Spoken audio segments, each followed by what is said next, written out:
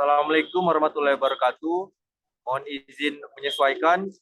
Kami dari kelompok 3 dari kelas MTJ 3.15 akan mempresentasikan hasil presentasi kami mengenai perilaku massa. Izin memperkenalkan diri. Kami dari kelompok 3 dari saya sendiri Rizky Pratama Putra, notar 2002321 beserta rekan-rekan saya Dina Murnika Ayu Fitriani, notar 2002094. Divani Aulia Fatika Faren, notar 2002095. Dan Regina Adisti Berliana, 2002308.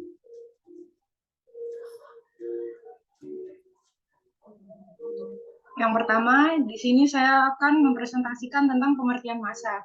Di sini pengertian massa yang saya dapat cari dari referensi yang telah diberikan itu ada 3. Yang pertama, perilaku massa dalam buku Herbert Blumer pada tahun 1939 dan Nuruddin 2007.29-12 adalah orang yang pertama mendefinisikan massa secara formal sebagai jenis baru dari bentukan sosial dalam masyarakat modern dan membandingkan dengan bentuk lain, terutama kelompok, kerumunan, dan publik.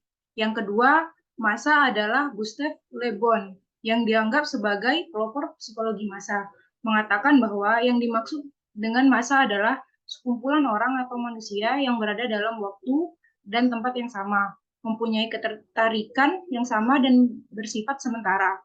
Yang ketiga, massa merupakan kumpulan orang yang banyak dalam waktu, tempat, dan tujuan yang sama, serta bersifat sementara. Yang kedua adalah ciri-ciri massa. Ciri-ciri massa menurut Gustave Le Bon, yang pertama, impulsif, yaitu mudah memberikan respon terhadap segala sesuatu yang terjadi atau diterimanya. Yang kedua, sugestibel, yaitu mudah menerima sugesti dari luar. Yang ketiga, tidak rasional. Yang keempat, mudah tersinggung. Dan yang terakhir, adanya social facilitation, yaitu suatu penguatan aktivitas yang disebabkan oleh karena adanya aktivitas individu lain. Kemudian menurut Herbert Blumer, massa terdiri dari orang-orang yang berasal dari segala lapangan kehidupan dan tingkatan dalam masyarakat karena sifatnya heterogen. Kemudian mereka tidak saling kenal, mengenal satu sama lain atau anonim. Anggota massa tidak terdapat interaksi dan pertukaran pengalaman, karena itu mereka terpisah satu sama lain hingga mempunyai sedikit kesempatan untuk milling, seperti yang ada pada crowd. Milling atau perputaran di mana para individu berputar dan berkeliling tidak menentu dan tanpa tujuan yang nyata.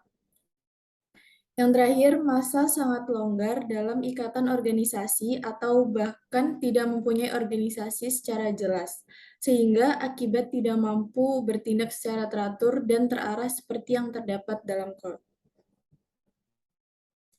Kemudian menurut N.G.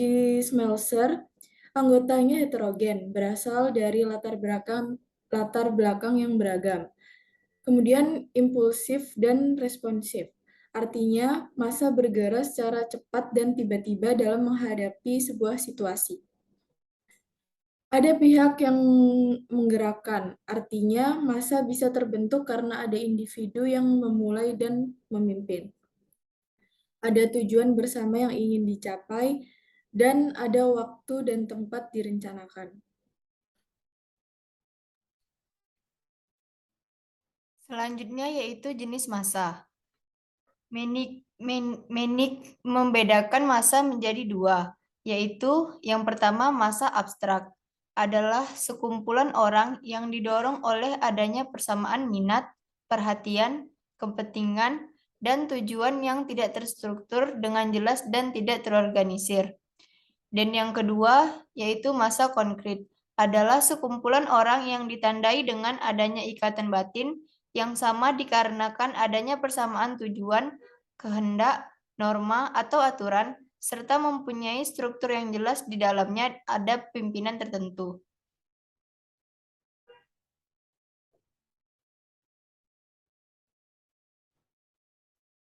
Yang selanjutnya yaitu Park dan Burgess mengelompokkan massa menjadi dua. Yang pertama yaitu massa aktif atau MOP, yaitu kerumunan atau crowd. Yang emosional yang cenderung melakukan kekerasan dan tindakan destruktif. Dan yang kedua yaitu massa pasif, yaitu audiens yang hanya berperan sebagai penonton saja, tidak berperan aktif dalam suatu kegiatan bersama.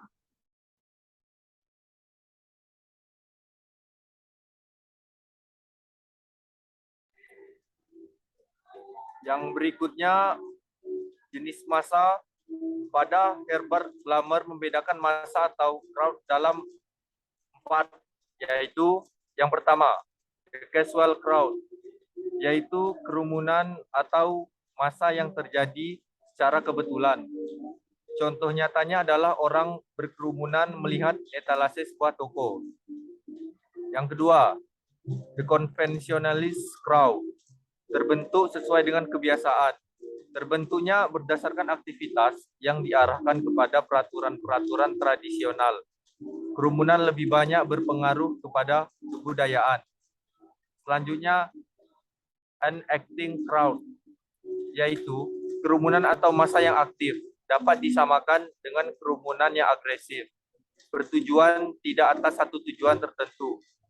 Keinginan individu yang ditandai oleh tuntutan baik berdasarkan kepentingan pribadi maupun golongan.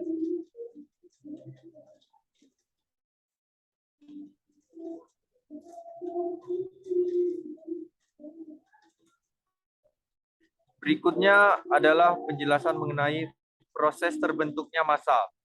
Terdapat beberapa teori yang menjelaskan kejadian perilaku massa, yaitu yang pertama, social contagion theory atau biasa disebut teori penularan sosial, menyebutkan bahwa orang akan mudah tertular perilaku orang lain dalam situasi sosial massa. Yang kedua, emergency norm theory, menyebutkan bahwa perilaku didasari oleh norma kelompok. Yang ketiga, konvergensi teori, menyebutkan bahwa kerumunan massa akan terjadi pada suatu kejadian di mana ketika mereka berbagi pemikiran dalam menginterpretasikan sesuatu kejadian. Yang terakhir, yaitu diffusion theory, menyebutkan bahwa ketika orang dalam kerumunan, maka mereka akan menghilangkan jati dirinya dan kemudian menyatu dalam jiwa massa.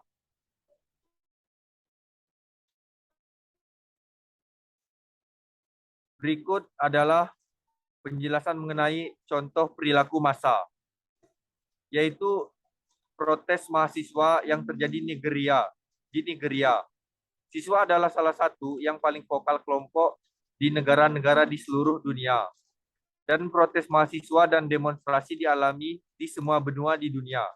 Siswa, khususnya mahasiswa, melakukan protes dan demonstrasi untuk menunjukkan ketidakpuasan mereka atas beragam isu.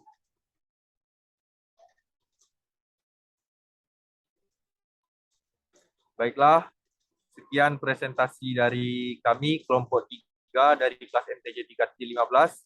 Mohon maaf bila terdapat salah-salah kata. Semoga hasil presentasi kami bermanfaat bagi kalian yang membaca dan menontonnya. Wabillahi taufiq wal hidayah. Wassalamualaikum warahmatullahi wabarakatuh. Waalaikumsalam warahmatullahi wabarakatuh.